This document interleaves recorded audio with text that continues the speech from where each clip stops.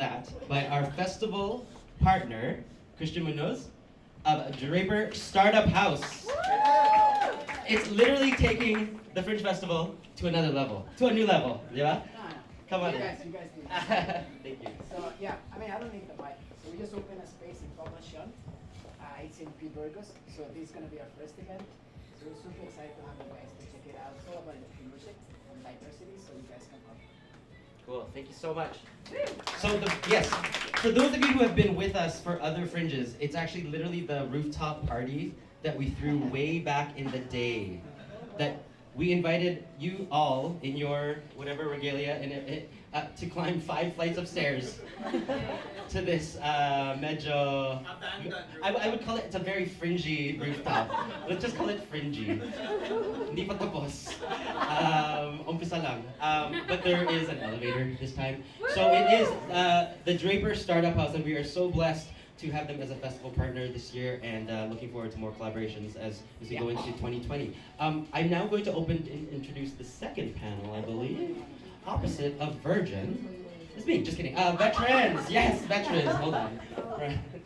Hi, so our next panel is the Fringe Veterans. Are you ready to... All stars! Fringe All Stars. All right, and so our first Fringe Veteran today is Ea Tirado from the Daloy.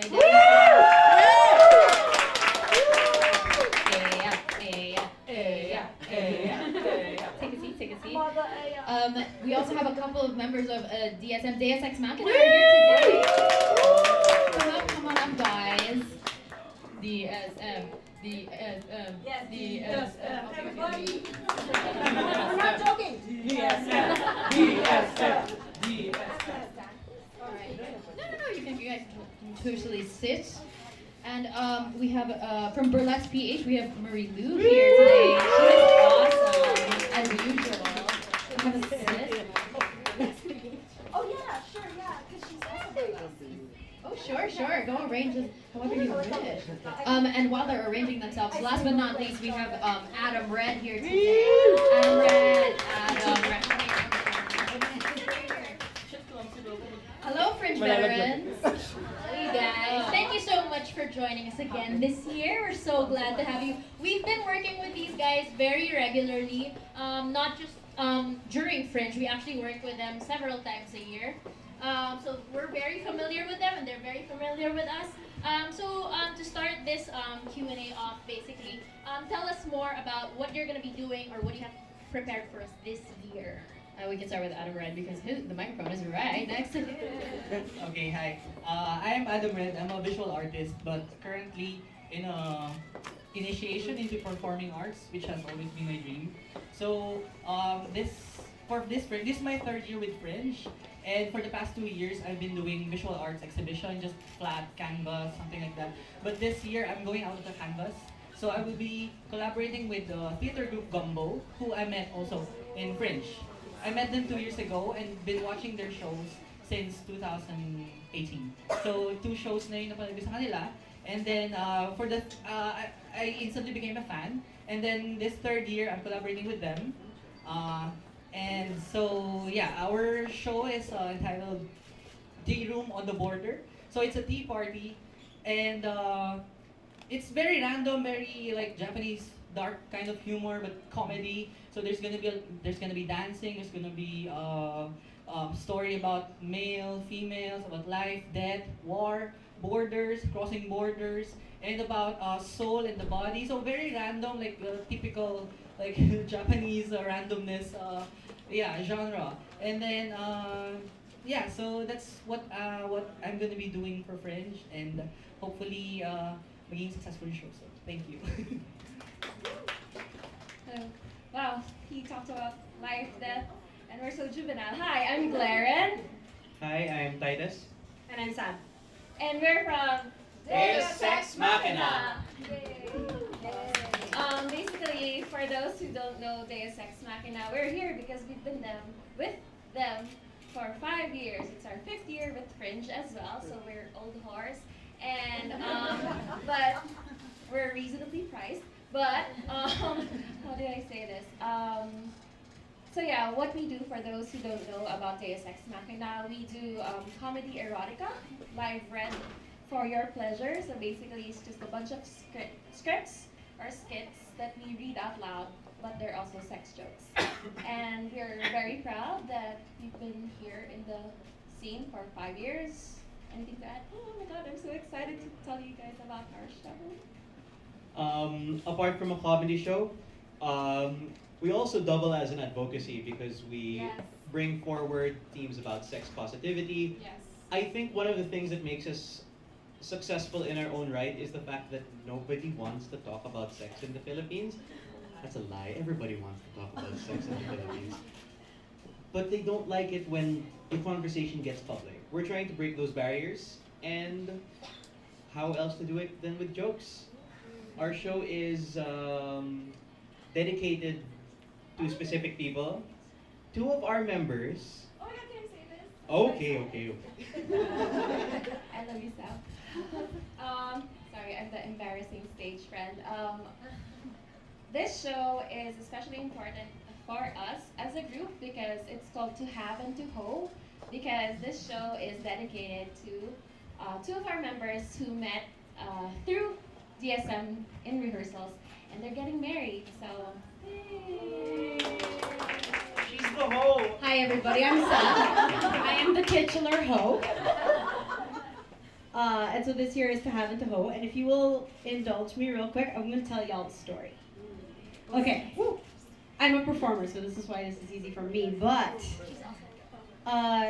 3 years ago at Fringe Festival in CCP, I was doing a historical rap battle where I played gender bent Jose Rizal and this kind of gross, kind of weird smelling dude was playing Antonio Luna.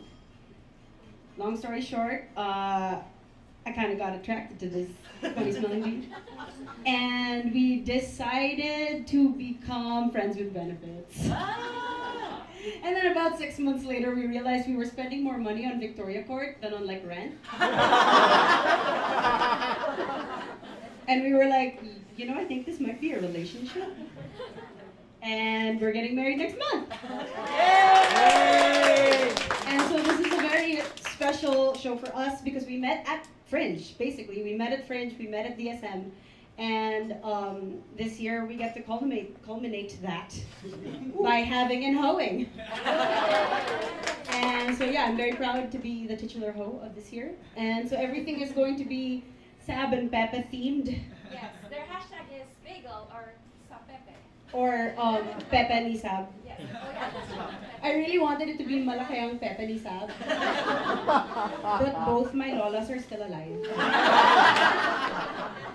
And we figured they wouldn't be after that. So, yeah, so this year it's going to be us themed, which means for me it's going to be lots of weird stuff, and Buffy the Vampire Slayer, and for him it's going to be lots of serious stuff like trans anarchism. But, yes, my whole family is watching. So y'all get to see, like, I grew up in a convent, so it's going to be exciting. All right, details. Details. The hoeing will happen at February 22, 9 p.m. at Draper Startup House. Yay! Okay, thank you. That's CSM. Yay! I'm Aya. I make dances, and then I facilitate dance as a healing practice. So I also have ballet dance company. We've been with Fringe since their first year. Like almost a lot of us, like ballet is also my longest relationship. On Feb 14, the Valentine's night, we're happy that at 6 p.m. we're gonna open with Keigo from Brooklyn, and we'll show improvisational scores, and then that goes for around 20 minutes. So very participatory kind of performance. And then we'll talk a little bit about both, her practice and introduce her to the community. And then for about 15 minutes, we take a break. Then 7 p.m. we start a thing called Transcend Dance. So it is a ballet movement gathering or a jam, wherein everyone, you know, in your comfortable clothes with phones silent, and then there's a DJ playing and also percussionists. And I will guide you through a yeah, it's a guided durational dance practice that will get you off of the monkey mind, more like a modern trance ritual or practice, so that we're all in the body, and we could hopefully, and the theme is, because it's February 14, is love. So an attempt to transcend the, different, like, I guess it's a very, very individual practice. So it came from like body as nature. So the format is we try to embody and sense water, air, earth, fire, or ether in the body, and we sense that. But as well as we've also done this or developed this since 2014, and we've also done something like modern movement as workshops here at Pineapple Lab, wherein it reaches a partying kind of vibe, but then everyone must be sober. And it teaches yoga and mindfulness, but no one is limited to a mat. And then it's very much informed by my background in ballet, contemporary dance, and physical theater. But there are no mirrors. There's no authority telling you, pull your stomach in, shoulders down, what you're doing is not right. So it's all about everyone really finding their own authentic movement in the present moment. And to kind of, I think I'd also like to share a little bit of a background.